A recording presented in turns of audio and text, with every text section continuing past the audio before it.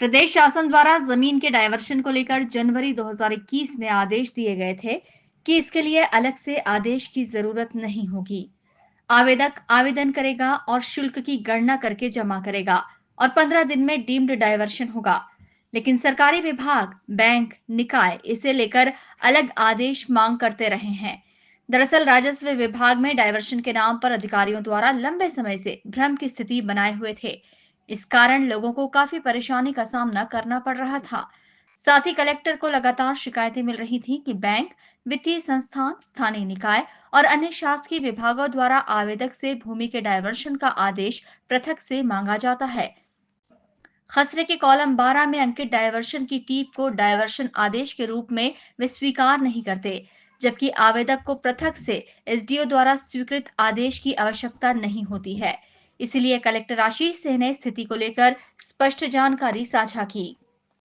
देखिए, अभी ये देखने में आ रहा था कि कई सारी जगहों पर डीम डाइवर्शन होने के बाद भी एसडीएम्स के द्वारा जो लिखित आदेश है उसकी मांग की जा रही थी, जो पूरी तरीके से गलत है। चाहे बैंक हो या कोई दूसरा संस्थान हो, अगर खसरे में डीम डाइवर्शन अपडेट हो जाता है तो उस खसरे की जो प्रमाणित प्रतिलिपि है जो लोक सेवा केंद्र से प्राप्त होती है वही पर्याप्त होनी चाहिए। किसी भी प्रकार से एसडीएम के पृथक आदेश की आवश्यकता इसमें नहीं है।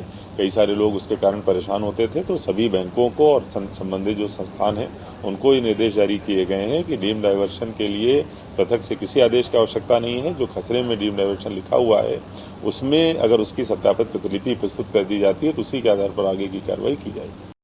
गौरतलब है कि मध्य प्रदेश भू राजस्व संहिता नियम 2018 के अनुसार भूमि के डायवर्शन पर राजस्व विभाग के पत्र के अनुसार भूलेख पोर्टल डायवर्शन की सूचना की पुष्टि नहीं होने पर राजस्व अभिलेख में डीम डायवर्शन के प्रावधान है।